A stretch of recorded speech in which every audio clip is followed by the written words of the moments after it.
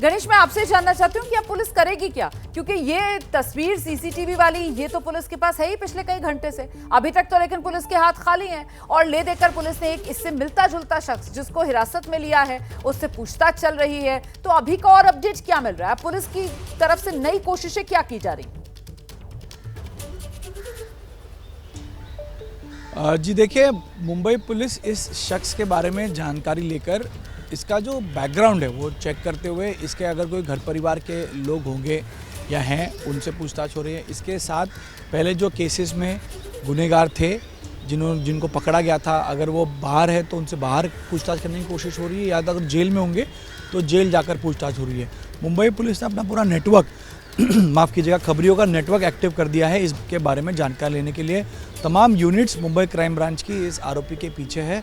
इस आरोपी की जानकारी दी गई है और रेलवे स्टेशन बांद्रा के आसपास के परिसर, जैसा हम बता रहे थे कि आगरीपाड़ा, रे रोड, दादर, इन जगहों पे उसके होने की गुंजाइश है, तो वहाँ पे टीमें हैं और कुछ टीमें मुंबई के बाहर भी गई हैं। पूरा नेटवर्क एक्टिव कर दिया गया है।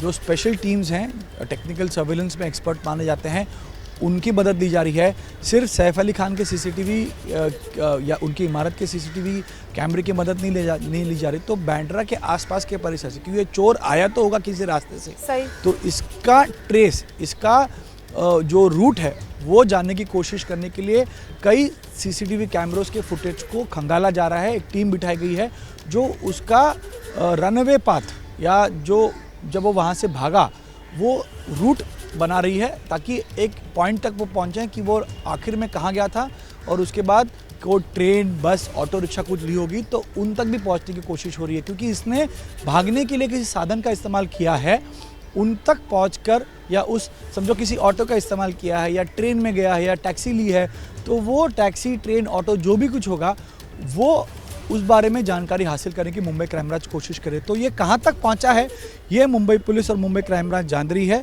और उसके आधार पर ही आगे की तफ्तीश की जाएगी। और ये कहाँ जा सकता है इस बारे में भी अपने खबरियों या अपने जो सोर्स का नेटवर्क है एक्टिव करके उनसे जानकारी हासिल करने की कोशिश चल रही है।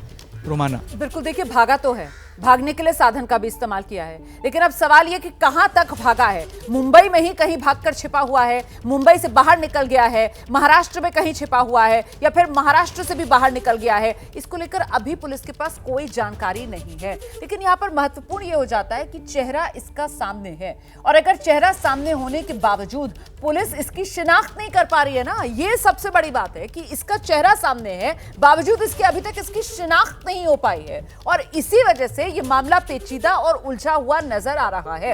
इतना बड़ा अगर ये हिस्ट्री शीटर है तो जाहिर सी बात है पुलिस रिकॉर्ड्स में इसका पूरा का पूरा क्रिमिनल बैकग्राउंड होना चाहिए, इसका नाम, पता, इसकी तमाम जो कुंडली है वो वहां पर पुलिस रिकॉर्ड्स में होनी चाहिए। लेकिन अभी तक ऐसा लग नहीं रहा है कि पुलिस के हाथ में कुछ लगा है। इससे मिलता जुलता एक शख्स पुलिस ने उसको हिरासत में लिया है, उससे पूछताछ चल रही है, लेकिन साथ ही पुलिस भी इस बात को कहने में चूक नहीं रही कि नहीं, ये वो शख्स नहीं है जिसको हिरासत में लिया गया है। तो ऐसे में आखिरकार ये पूरी की पूरी जांच किस दिशा में बढ़ती हुई नजर आ रही है, सवाल पुलिस से है, और फिलहाल पुलिस के पास कोई जवाब नजर आ नहीं रहा।